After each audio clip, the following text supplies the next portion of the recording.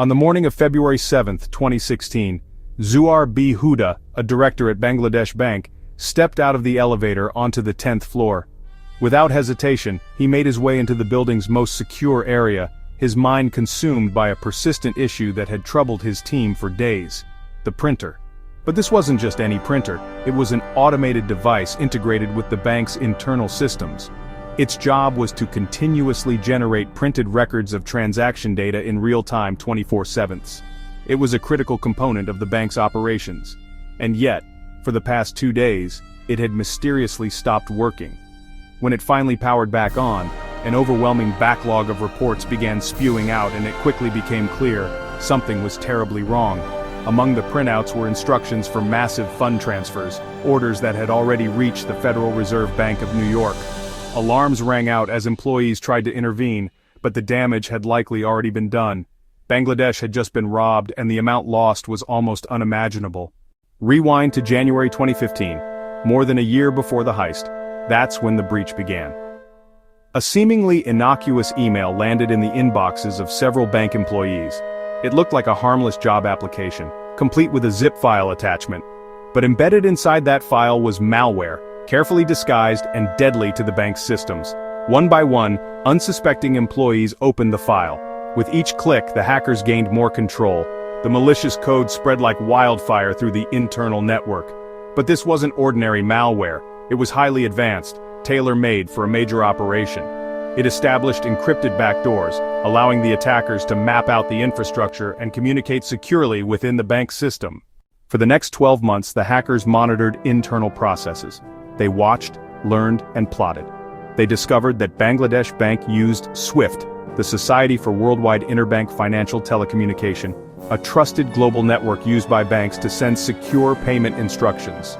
SWIFT is the backbone of international financial transactions, used by central banks, commercial banks, and financial institutions around the world. The system was thought to be virtually impenetrable, but the hackers didn't need to break SWIFT itself. They just needed to imitate the bank's authorized users convincingly enough to send instructions that would appear genuine. Still, they faced 3 main challenges. First, the printer that automatically recorded SWIFT transactions would expose any unusual activity.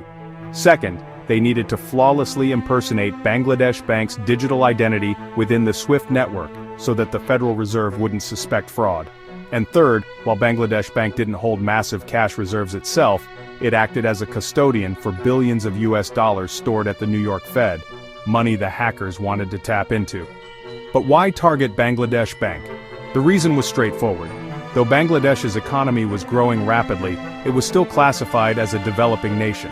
Its financial operations were expanding, but its cybersecurity measures hadn't kept pace. Compared to more advanced economies, the bank lacked sophisticated digital defenses. To the hackers, it was the perfect victim. Wealthy enough to be worth the risk, but vulnerable enough to infiltrate. While lying in wait, the attackers crafted new malware specifically to address their biggest problem, the transaction printer. They discovered that the printer was operated by a computer constantly monitored by staff. Simply disabling it might raise alarms. So instead, they created software that would silently pause the printing function, making it look like a routine technical glitch rather than a deliberate act. Once the printer issue was solved, all that remained was setting up a path for the stolen funds. The hackers created 5 primary bank accounts to receive the money. 4 were discreetly opened at RCBC Bank in Manila, Philippines, each seeded with small deposits in May 2015. A 5th account was created in Sri Lanka. As a precaution, additional accounts were established around the world, ready to absorb millions in stolen funds. Everything was now in place for the heist. On the night of Thursday, February 4, 2016, as Bangladesh Bank employees finished their shifts, the hackers went to work. They logged into the SWIFT system and began issuing transfer requests they had spent over a year preparing. But what made the operation truly masterful was their use of time zones. In Bangladesh, the weekend begins on Thursday evening. That meant once the hackers initiated the transfer orders, the bank would be closed until Sunday. In contrast, it was still Friday morning in New York, business hours at the Federal Reserve, and in the Philippines, the following Monday was a public holiday due to Chinese New Year. This gave the hackers a clear window of 4 days to carry out the theft with minimal risk of interference. By 9:36 a.m. New York time on Friday, the Federal Reserve began processing what looked like legitimate SWIFT messages from Bangladesh Bank. One by one, transfer requests totaling $951 million were greenlit and prepared for execution. At this point, the crime was nearly complete. The hackers sent the instructions, logged out, and triggered malware that would erase all evidence of their intrusion. But one physical trace remained: the printer. On Sunday, Zuar returned to the office expecting routine catch-up. Instead, he was met with silence from the printer. Still under the impression that the glitch was a technical fault, he dismissed it. But then, new problems emerged. Employees were suddenly unable to log into the SWIFT terminal. Errors popped up everywhere. Amid the chaos, 3 messages stood out: urgent queries from the New York Fed questioning the legitimacy of close to $1 billion in payment requests. Panic set in. Zuar tried calling the Federal Reserve, but it was Saturday in New York. No one was available. Desperation mounting, he fired off faxes and emails, pleading for all transactions to be stopped immediately. In the absence of clear guidance, the team at Bangladesh Bank shut down their servers and began contacting intermediary banks in hopes of freezing the transfers. The global financial system relies on layers of intermediary institutions to move funds, especially internationally. So money doesn't go directly from one bank to another, it passes through several checkpoints. This created further confusion, as Bangladesh Bank employees frantically called institutions across multiple time zones trying to trace the flow of money. And then, luck intervened. The Fed's fraud detection systems had flagged 30 of the 35 transactions for manual inspection. Purely by chance, one of the transfer orders contained a word that matched the name of an Iranian cargo vessel under U.S. sanctions. This triggered compliance filters and paused the transactions for human review. That coincidence dealt a major blow to the hackers. Bank officials reviewing the suspicious request noticed several issues. The total amounts were unusually large, the number of transactions was excessive, and the recipients weren't major institutions. They were individuals or obscure entities. All of this raised red flags. 5 transactions, however, had slipped through. One was a $20 million payment headed to an account in Sri Lanka. It had already begun routing through an intermediary bank in Germany. But again, a minor mistake saved the day. The recipient was listed as Shalika Foundation instead of Shalika Foundation. The missing O caught the attention of bank officials, who flagged the typo and rerouted the funds back to the Fed account. That left 4 transactions totaling $81 million that had already landed in accounts at RCBC Bank in the Philippines. Because the transactions occurred during the Chinese New Year, RCBC offices were closed, allowing the hackers to retain access to the funds. But now, they faced a new challenge: how to extract the money. Investigators in the Philippines later discovered that $30 million had been withdrawn by a Chinese national who promptly vanished. Whether he masterminded the operation or was merely a mule remains unknown. His trail went cold, and the money, gone.